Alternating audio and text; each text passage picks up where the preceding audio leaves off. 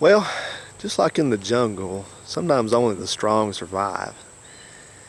Here I have two 3800 series cars, two vastly different versions. Here's a 95 Riviera supercharged, and here's a 91 Pontiac Bonneville LN3 non-supercharged.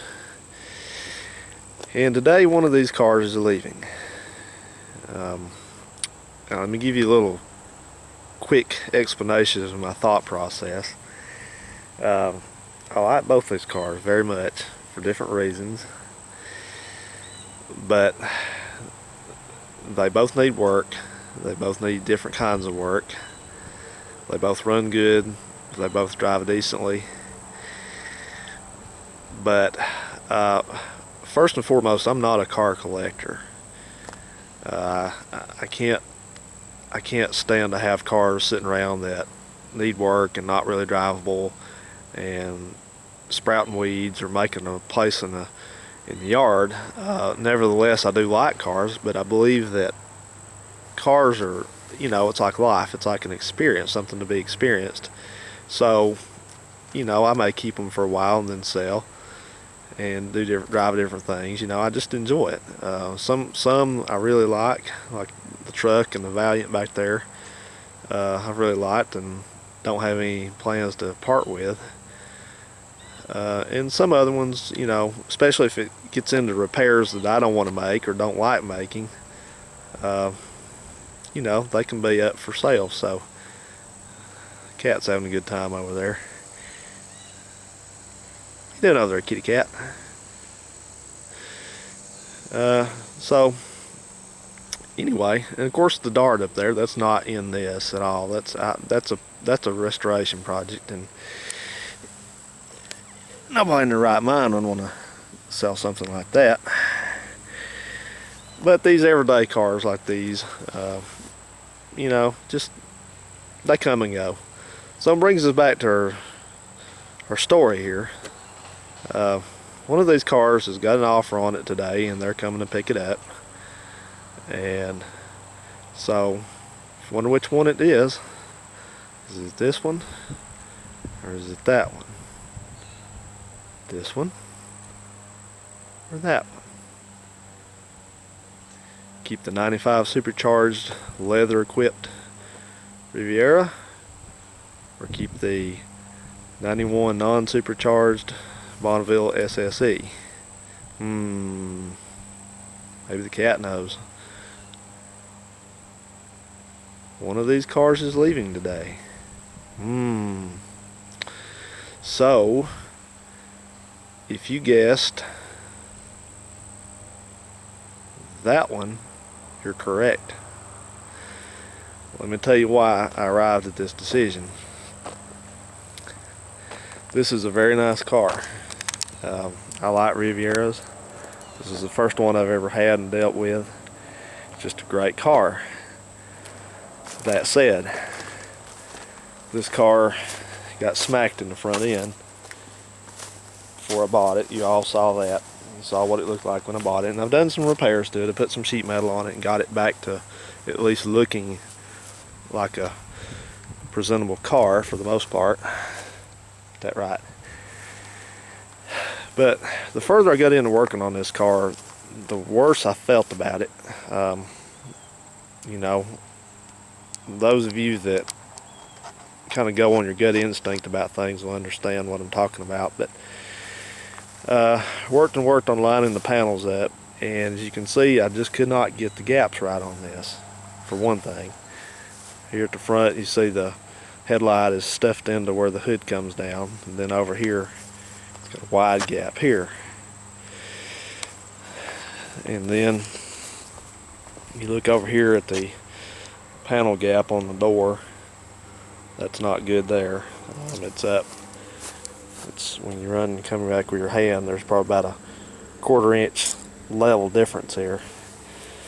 And the windshield, that's no big deal. The windshield and the airbags had to be replaced, but that's not a big deal. But the panel problems and the fact that when I sight down the front of this car, the side of the car, excuse me, Very obviously the front end is towed out on it. You can see this wheel here is about straight, and this one is, I mean, it's towed out. It's towed out at least an inch. And normally the reason that would be because there's a tie rod bent. Well, I've been under it and there's no bent tie rods. So you look like you got in a fight. Dumb cat. Look up here. Look at your eye. Look at that eye over there. What's on you? Yeah, you did get in a fight. Stupid kitty cat. Yeah. Got yourself whipped. So anyway, it actually drives good. The car drives good. It doesn't pull, but it doesn't exactly feel, you know, right. So that's the story here. I just don't have a good feeling about this car, and sometimes that's all it takes for me to put them on the auction block, so to speak. And I kind of hate that, because this car's got a nice interior, and it's leather, and it's just loaded, you know. But, you know, I'm just well aware of what I'm capable of dealing with, and it being a Series 1 supercharged, you know, that I've quickly learned it doesn't make it a bad car at all. But Series 1 supercharged is kind of they're kind of a black sheep. There's nobody really wants to mess with them for a couple different reasons. So that brings us to this beast. I've had this car out driving it around, and it needs work also, but it's got a straight body for the most part, and all that it needs on it, the things it needs done, which it needs a balancer replaced and needs a wheel bearing put on it here in the front, and some tires, but in the windshield. But the things it needs are just nothing major, and it just runs good. It drives good, and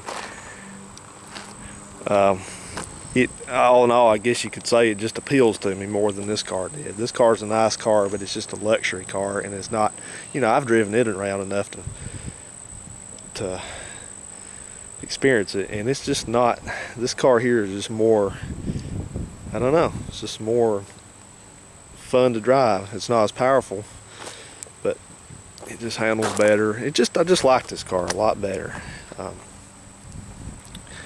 So it's just too bad I couldn't get this car with that engine in it. That would be nice.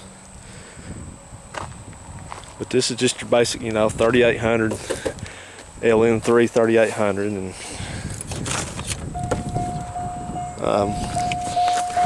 just about everything works on this car. You know, there's a little bit more work on it, stuff that's easy to do. Needs a headliner, stuff like that, but everything pretty much works on it. Have to fix a information center and the compass at one point.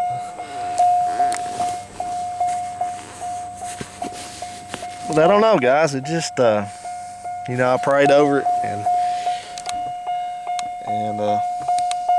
this one won out, so.